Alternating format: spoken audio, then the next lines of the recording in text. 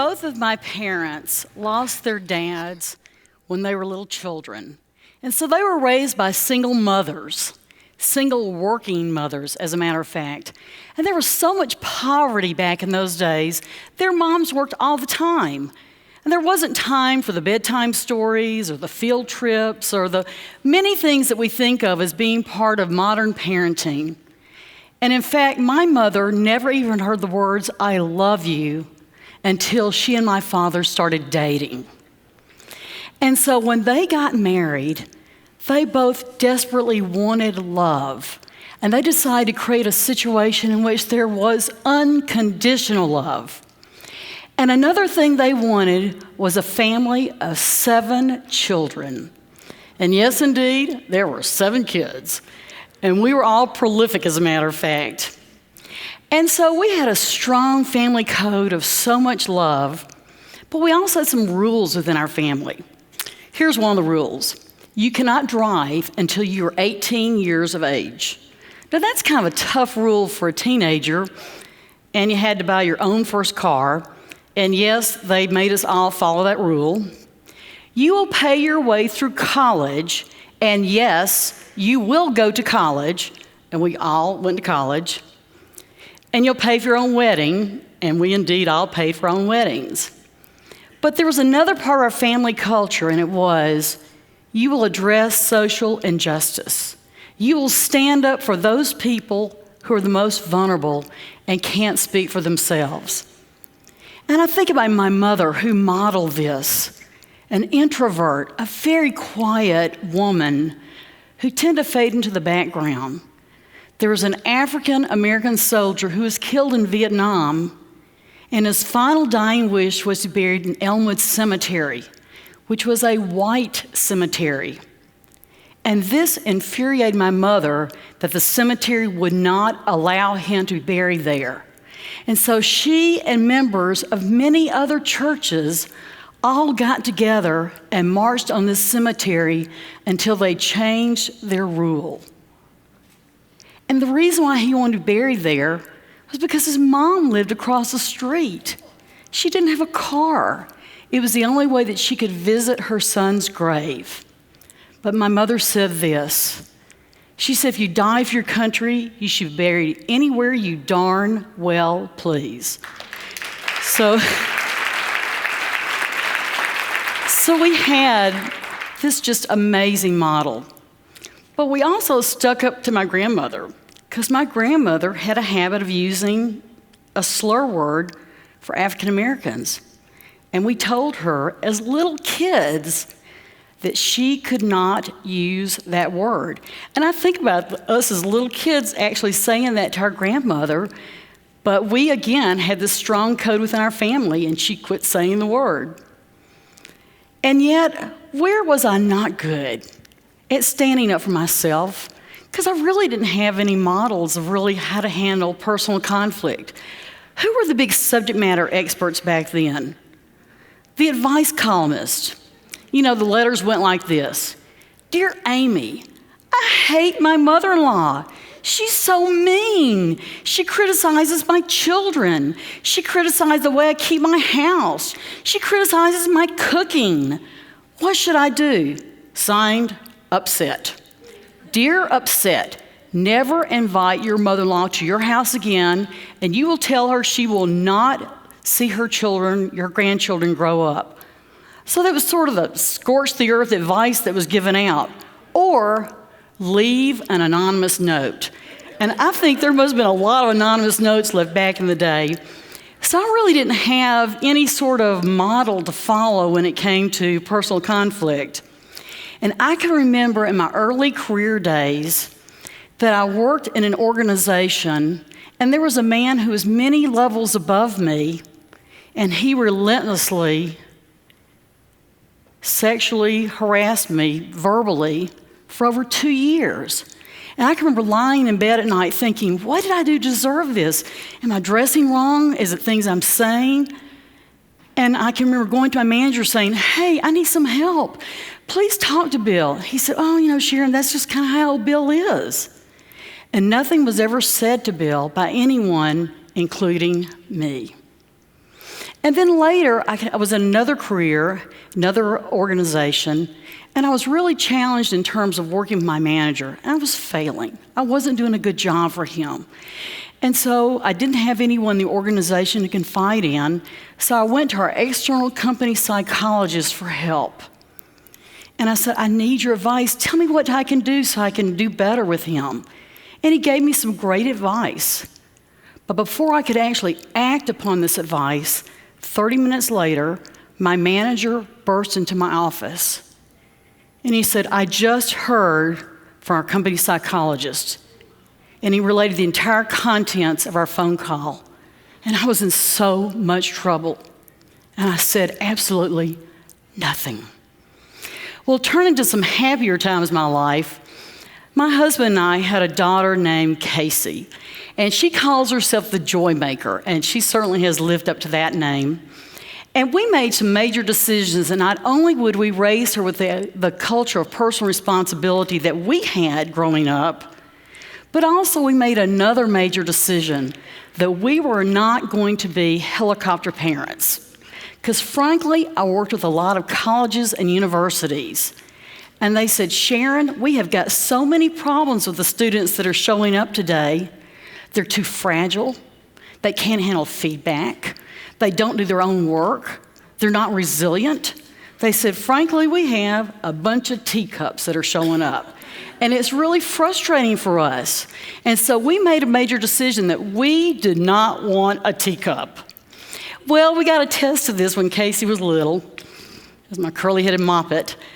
One morning, she woke up, and she did not want to change out of her pajamas into her uniform. And she and I tussled about it, and I said, okay, here's what we're going to do. You get in the back seat. I'll put your uniform back there, and you've got to make a decision before you get to school about what you're going to wear. But I will tell you this, I will not bring your uniform later if you get in trouble.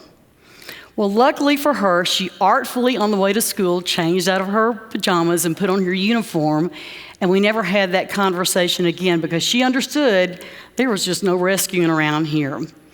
And so no PJs to school. But then this amazing book came out, Crucial Conversations, Tools for Talking When Stakes Are High. And my husband John and I made a major decision that we were going to incorporate this book into our child rearing. And so we taught Casey these skill sets. And there was a major test of this when she was a freshman in college. I got a phone call that went like this. Mom, you're not going to believe what happened today. Erin Easley, my best friend, called me and said that another girl that we know started a rumor about me that I was drunk on campus last night. You know that I don't drink. Now, lest you think I'm that stupid parent that thinks, oh, my child doesn't drink. I knew that she didn't because she had an eating disorder. And for her, alcohol meant calories and punishment in the gym. I said, well, Casey, what do you think you need to do about this? She said, I've got to go talk to her, don't I? I said, you do. And so she and I practiced some scripts and how she could use her crucial conversation skills. And that day, she had a conversation with a girl that went like this. Can we talk about something that's important to both of us? And then she relayed the facts about the phone call. She said, did it happen that way, or did I miss something? The girl said, I might have said that. Then Casey said, how are you going to fix this? She said, I'll call all the girls that I've told that to, and I'll tell them I was mistaken. And Casey said, and how will I know that you've made those phone calls? She said, I'll ask them to call you. And that night, she got many phone calls who said, Casey, I'm sorry. I shouldn't have believed it. I should have known better. This is a child that knew how to end a crucial conversation very well with a follow-up. And so then later in our mother-daughter journey, we decided, after she graduated from grad school with a master's in social work, she was really struggling trying to decide what was she going to do next with her career. And so she went through this period of indecision. I said, well, hey, why don't you think about coming along with me for an internship? And so she said, okay, that sounds like a great idea.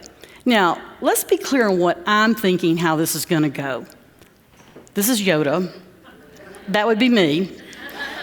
This is Luke Skywalker, and that would be Casey. And I'm going to pass on all this amazing wisdom to her because I'm going to be her mentor, right? So we go out for our very first day of training. I teach all day long, and she observes, and we get back in the car, and I said, how do you think that went? And I'm settling in the seat, waiting for the praise. And she said, Mom, that story you told at the end of the day, really, I think it's a little dated. I think the story needs some editing and could really use some refreshing. And I looked at her and I thought, wait a second, this is not how this is supposed to go. But she was right. Then the next day it was, Mom, can we talk about the way you scrunch up your eyebrows when you're listening to somebody? It looks like you're being critical instead of, I know you're a great listener, but it looks like that's not what you're doing. Okay, Casey, I'll fix my face. The next day it was, Mom, can we talk about your wardrobe? I mean, really, Paige and Janet Reno? Okay, Casey, so changed my wardrobe. But then there were more, it was clear to me that I was not the mentor and that she was the tormentor. So then we got into some more serious conversations. And she said, Mom, can I talk to you about something that's important to both of us? And I said, yes. She said, Mom, my counselor said it's time for me to talk to you about the role that you played in my eating disorder. And my heart sank. And I said, what do you mean? And so she started telling me about some things I had said to her that caused her to feel less than good about herself. And I was heartbroken to hear the unintended consequences of my words. And then we started exploring, where did body image come from? How do we feel about ourselves? She said, where did your messages come from?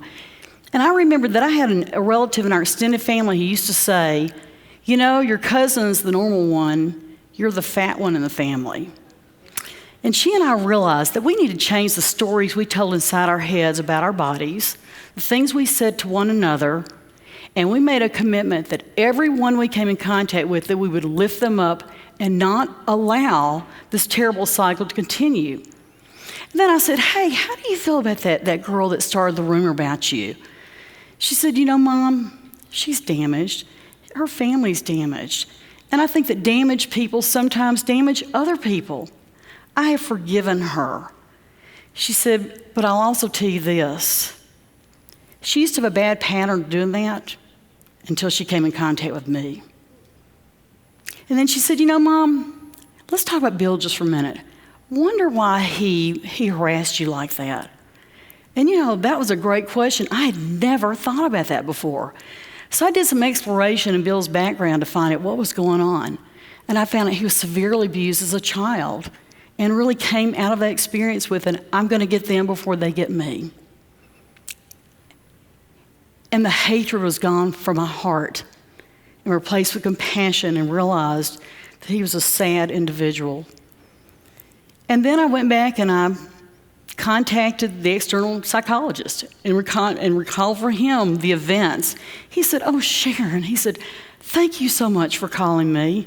He said, I thought about that event so many times. He said, the reason why I called your managers, I thought I could help you. I thought I could make an advanced phone call and make things so much better. I never anticipated the harsh reaction that I got from him. And did I cross an ethical line? Yes, I did. And I am so sorry. That is not what I intended. Now, that's not the story I carried around all those years, because the story was that the two of them were colluding. I never thought about the fact that he may be trying to help me. And so I filled my heart with forgiveness as a result of this. Here's what I know. You can go back. You can. So many times we think that we can't go back and master our stories. It's too long. Now, the question you may ask yourself is, did you ever talk to Bill? Sadly, I didn't. And I'll tell you why. Because by this stage of the game, Bill had passed away. But I'm also glad that the memories that I have of him are far different from the ones that I carried around all those years. Crucial conversations really have no shelf life. 12 years had gone by since I'd talked to the company psychologist. 12 years. Now, we all know that sooner is better than later, but I'll tell you, later's better than never. And so if you've got some crucial conversations that you have been holding on to that you have not held, do something about that.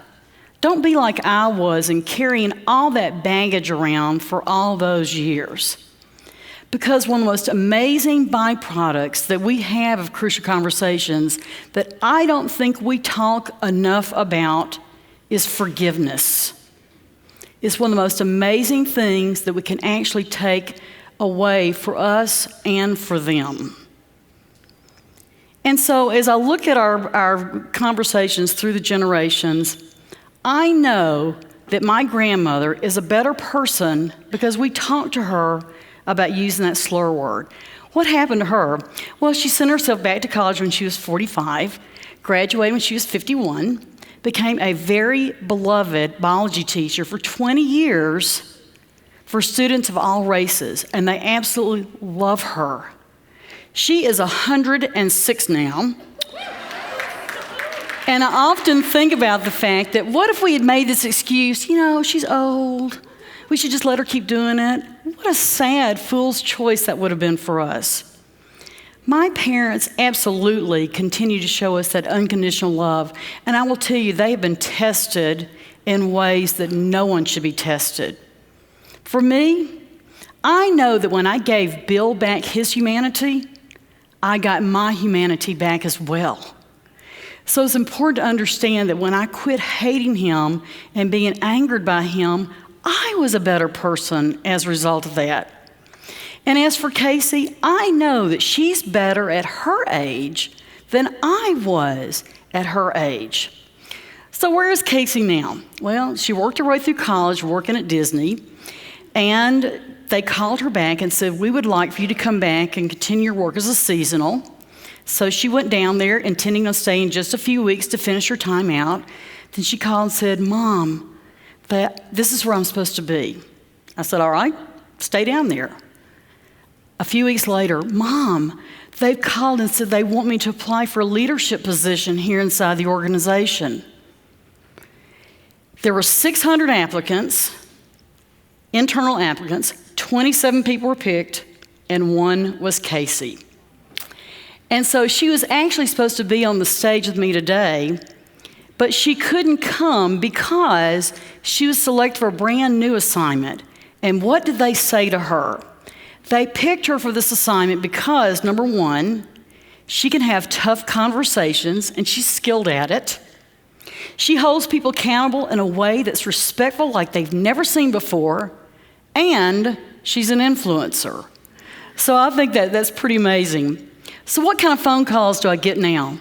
Mom, you are not going to believe this. I had a cast member who was failing. He was living out of his car.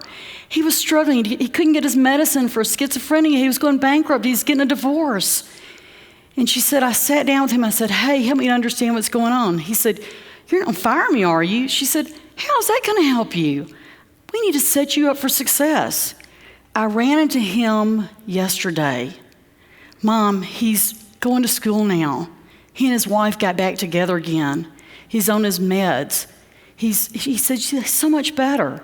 And he said, that conversation that I had with him made all the difference in the world. There was another woman who was being bullied by other cast members. Casey sat down and gave her a crash course in how to have a crucial conversation. She said, I ran into her, and she said that everything has been straightened out, then she's doing better than ever before.